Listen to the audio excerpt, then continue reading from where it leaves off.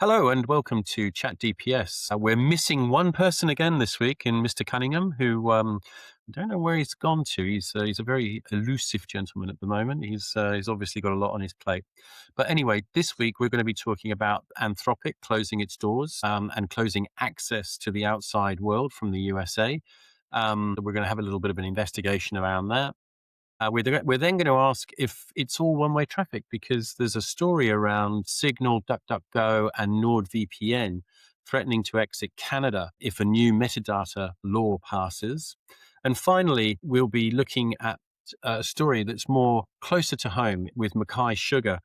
Mackay Sugar, little known piece here, $420 million organization based here in Queensland. Amazing story. I mean, must be great, but there's some really interesting undertones to this one.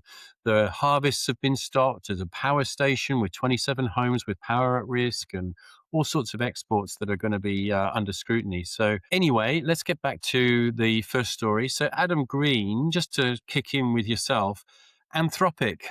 The American government have said, hey, stop all exports of this product immediately. What the heck is this all about? Yeah, it's like a sovereign warfare we've been seeing going on, and we've been speaking about sovereign capability and sovereign. I told you my brain wasn't working today. Sovereign software fights. I'm actually going to add something in here that you didn't know was going to be added. But first, I'll talk about the Anthropic thing. Yes, we still have access to Claude, which is Anthropic's LLM, but we're capped at 4.8, and the new one is Fable 5. But the other bearded wonder, I mean, that's me calling myself a bearded wonder there, but the bearded wonder, the other Adam, he has reliably informed us that potentially VPN access would work around. But Robert will talk more about that because that's more of a Robert domain. But yeah, all we're seeing here is the US are saying this is too much of an advantage for us to let others use. This comes off the back of some maneuvers we've seen in Europe recently where European Union spoke about the removal of Palantir for intelligence and wanting to go more of a sovereign offering. And then we've just seen an Italian version of Microsoft Office has been released, and then within one day, the Russians had the source code, and that's already been backdoored. So a nice little segue into Mr. Feldman. Talk to us about backdoors in Anthropic.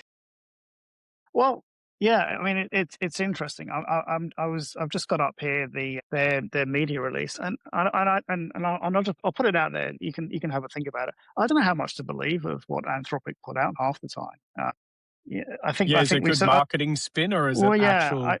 I think we've talked about the marketing side of things with some of these LLM organizations, and because when you read it, it's a bit weird. So it starts off by saying the US government, citing national security authorities, has issued an export control directive to suspend all access to Fable 5 and Mythos 5 by any foreign national, whether inside or outside the US, including foreign national Anthropic employees. And so they've got to disable it. And it says, we received this directive from the government. The letter did not provide specific details of its national security concern.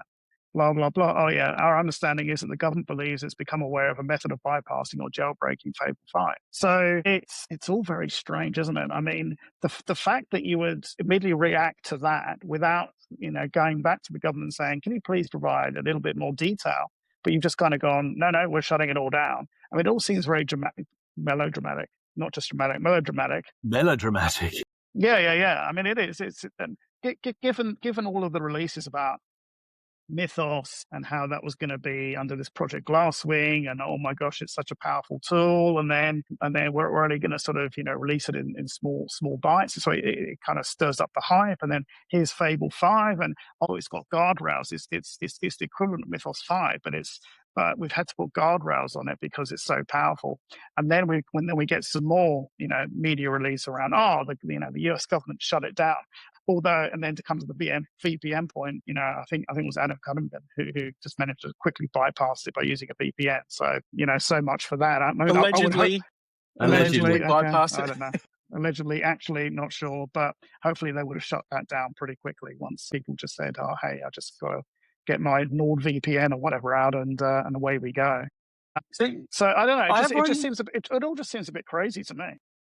But there's one thing that doesn't smell right, and that's if the reason for stopping it from being exported outside US borders was because they found anecdotal evidence of it being jailbroken, doesn't that still apply within US borders? It's not physical physical jailbreaking here we're talking about. So that excuse seems a little bit thin.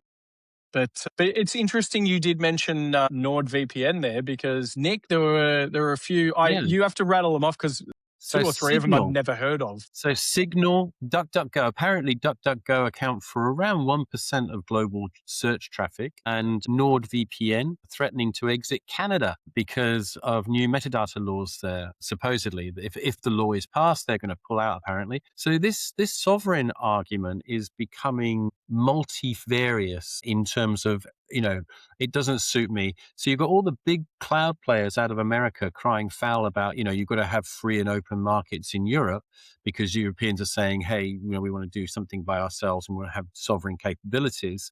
And yet now they're saying, oh no, that doesn't apply to us, and we're all very special. But now they're saying, oh no, we're going to pull out because of the metadata laws. So there's something really peculiar going on. Plus, and all while they're saying that, they just pulled back. You can't have access to our latest. Yeah, you can't have access to our latest as well. So it's like, I won't show you yours because you're not showing me yours. It's crazy, right? Yeah, it's a bit of a weird arms race right now. Yeah, and I guess my reaction to it was I wasn't aware of this Canadian law or proposed legislation, but yeah, like you say, it's allowing government access to metadata for a year, and then allowing them lawful access, whatever lawful access is to that information. So it seems to be a trend that we're seeing across various jurisdictions. I think we've talked before about the Cloud Act and the Patriot Act within the US.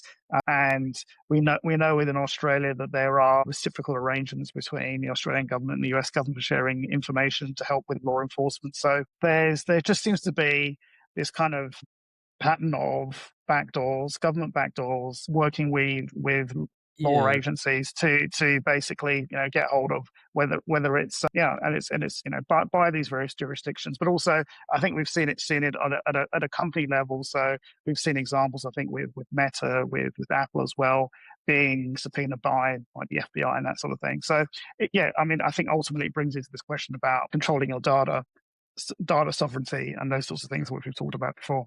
So is this just one of those things, Robert, where we talk about the wonderful thing about standards is there are so many of them, and now it's sort of like, well, your standard doesn't meet my standard, so therefore I'm taking all my toys home, and you can't play with them anymore. It's all of that kind of mentality that's going on at this moment in time. It appears to me, anyway. Yeah, well, I mean, coming back to I don't know an individual person or entity, again, when you're thinking about controlling your data, who are you sharing your data with? What access to that data do they have? And to what extent do you want to actually have, proper control over that? And as I say, it brings in that whole question about data sovereignty and to your local jurisdiction. It does bring into that governance question. Okay, is this something that we actually are concerned about? Do we actually have to raise the risk on that? Do we actually need to change our approach in order to protect that data? So I think those are the sorts of questions from a GRC point of view you need to be having. So a little bit of a chest beating exercise, but also at the same time, there's probably some underlying real concern, I suppose, in terms of being able to manage your intellectual property and everything else, and as well as actually take it to market in a confident manner and be able to control it and support it. Yeah, and then as we've spoken about before, what we've seen in Europe is taking back control, particularly from US-based companies, and then actually implementing sovereign-based applications and that sort of thing, so they can actually have control. Okay, beautiful. Yeah. Okay, so finally, there's this story that Green Consulting put out. I wonder where that came from, Adam.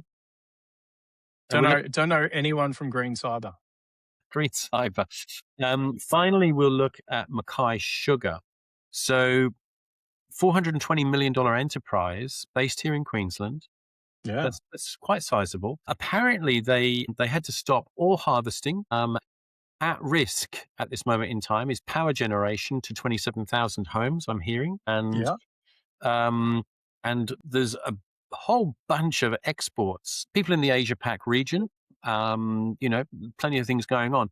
What's the underlying here? Because there doesn't seem to be any story to it. It's just like, well, there's an incident, but nobody knows what Yeah. it is.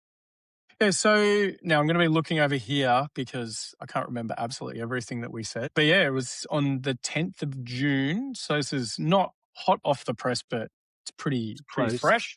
It's hot off the press compared to when we last did a podcast. So 10th of June, they announced that they'd been hit. And this is interesting because we've actually seen so there's two attribution names for this one, which are Quillen and another APT called 2019. Seems like a bit of a redundant name, if you ask me.